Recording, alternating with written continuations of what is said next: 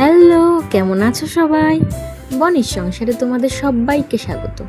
আজ সোমবার, বিকেল এখন বাজে 5:55। আমরা হয়ে গেছি রেডি।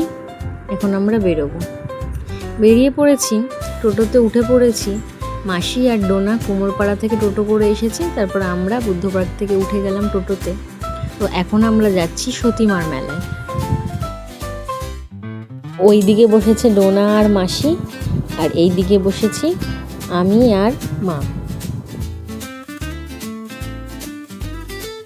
চলে এসেছি আমরা মেলায়।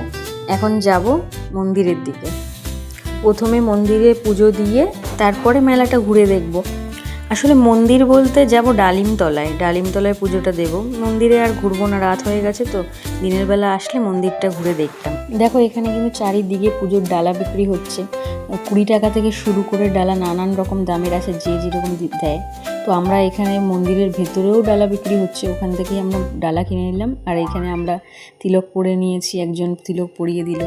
তারপরে এখানে পুজোটা দিয়ে দিচ্ছেন। আমি আর ডোনা পুজো দেবো না, মা আর মাসি দুজনে পুজো দেবে।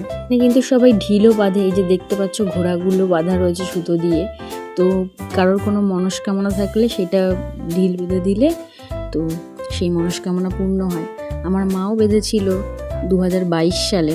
তোমরা তো সবাই জানো, মনস্কামনা পূর্ণ হয়ে গেলে সেই ঢিলটা আবার খুলেও দিতে হয়। তো মা এই বছর ঢিলটা খুলে দিল। মাদের পুজো দেওয়া হয়ে গেছে, তো এই জায়গাটায় ধূপকাঠি মোমবাতি জ্বালাতে হয়, তো এখানে ধূপকাঠি মোমবাতিও জ্বালিয়ে দিল। আর ওই ঘোড়াগুলো ওই মন্দিরের পাশেই পাওয়া যায়, 10 টাকা করে নেয়।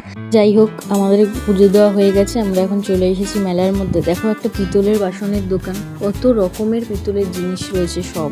এই মেলাটা আসলে দোল উপলক্ষে হয়, দোলের আগের দিন থেকে বসে আর 10-12 দিন অবধি থাকে। প্রথম 3 দিন মেলাটা সব থেকে বেশি ভিড় হয়, আর পুজোর ওখানেও প্রচণ্ড ভিড় হয়, লাইন পাওয়া যায় না একেবারে। এবার যত দিন যায় মেলায় ভিড়ও কমতে থাকে আর দোকানপাটও আস্তে আস্তে কমতে থাকে। তো এই দোকানটা থেকে আমরা কিছু জিনিস কিনে নিলাম। তারপরে চলে এলাম হিমসাগরের দিকে। এই যে এই পুকুরটার নামই হলো হিমসাগর। এই পুকুরে স্নান করে তারপরে পুজো দিলে নাকি খুব পুণ্য হয়। এখানে কিন্তু অনেক দূর দূরান্ত থেকে সাধু সন্ন্যাসীরাও আসে। আর প্রথম 3 দিন এখানে বাউল গানের অনুষ্ঠানও হয়। তো যাই হোক, দেখো এই দোকানটায় এসে কিন্তু আমি থমকে দাঁড়িয়ে পড়লাম। সেই ছোটোবেলার কথা মনে পড়ে গেল। ছোটোবেলায় কত এই খেলনা কিনতাম মেলায় গেলেই, আর রান্নাবাটি খেলতাম। পর চলে এসেছি আমরা একটা লোহার দোকানে। এখান থেকে ডোনা আবার চাটু কিনছে, আমার মা হামল দিস্তা কিনলো। এরপর আমরা খেয়ে নিলাম মটন ঘুগনি, আমি ডোনা আর মাসি। মা তো খায় না।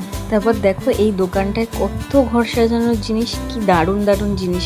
আমার খুব ভালো লাগে ঘর সাজানোর জিনিস দেখতে আর কিনতে। আসলে আমি ঘর সাজাতে ভীষণ ভালোবাসি, তাই ঘর সাজানোর জিনিস কিনে সেগুলো দিয়ে ঘর সাজাতে খুব ভালো লাগে আমার। তারপরে আমরা চলে এলাম বাঁশ বেতের জিনিসের দোকানের সামনে। দেখো এখানে সব পরপর বাঁশ বেতের তৈরি জিনিসগুলো রয়েছে, কাঠের তৈরি জিনিস রয়েছে।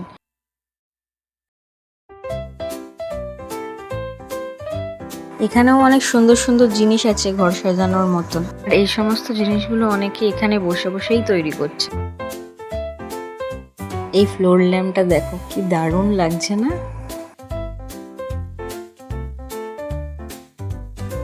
তারপরে দেখো ঘর সাজানোর জন্য ডোনা একটা ছোট একতারা কিনে নিল,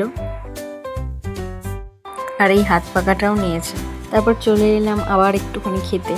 মথুরা কেক খেয়ে নিলাম আমরা একটু। তারপরে এখান থেকে সবাই মিলে জিলাপি আর ছড়ি ভাজা কিনলাম বাড়িতে নিয়ে যাওয়ার জন্য। এই মেলাটা কিন্তু প্রচুর বড়। আমরা কিন্তু মেলাটা পুরোটা ঘুরতে পারিনি, পুরোটা ঘুরতে হলে অনেক দেরি হয়ে যেত। এই মেলাটায় সার্কাসও বসেছে, প্রচুর দোলনাও এসেছে। তারপর দেখো এই গোপালের জিনিসপত্রের দোকানটার মধ্যে এত ভিড়, জিনিসপত্রগুলো খুব সুন্দর যার জন্য এত ভিড়। তারপর দেখো মাসি আর ডোনা এখান থেকে মুটুক কিনলো, আর আমার মা একটা জামা কিনে নিল। এই মেলাটায় প্রচুর খাওয়ার দোকানও বসেছে, কিন্তু আমরা আর ঘুরতে পারবো না, আমাদের সবার পা ব্যথা হয়ে গেছে ঘুরতে ঘুরতে। তো এবার আমরা বাড়ি যাব।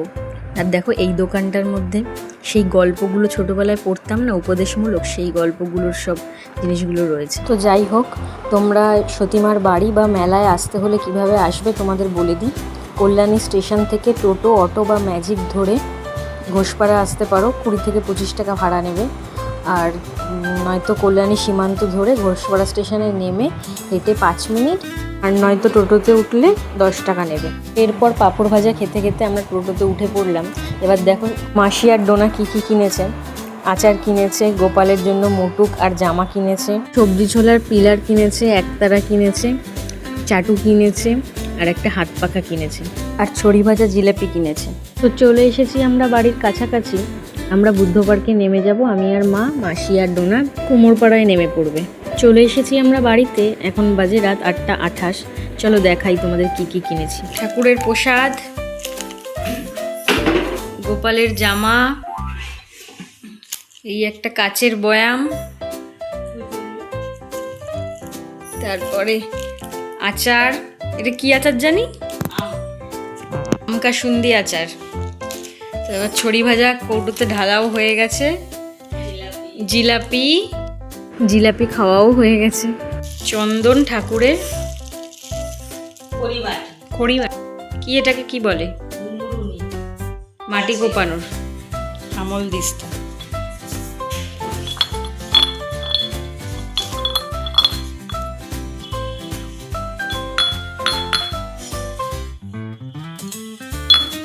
দেখো হামল দিস্তাটা কত ছোট আর কি কিউট না। তো চলে এসেছি আমি এখানে আটা মাখতে। আটা মাখা প্রায় হয়েও গেছে। মা বলল যে আজকে রুটিটা তুই করে নে। তো ঠিক আছে, আমি করতে চলে এসেছি। 3টে রুটি করব, কারণ দাদা আজকে বিয়ে বাড়ি খেতে গেছে, তাই আমার একটা রুটি আর মার 2টো রুটি। কিন্তু গোল্লা পাকিয়ে দেখলাম যে 5টা হয়েছে। ঠিক আছে, 2টো গোল্লা ফ্রিজে রেখে দেবো আর 3টে রুটি এখন করে নেব। তো রুটিটা বেলে নি চলো। আমার রুটি পারফেক্ট গোল হয় না, তবে ওই যেইটুকু হয় আর কি। তো এবার রুটিগুলোকে সেঁকে নিই।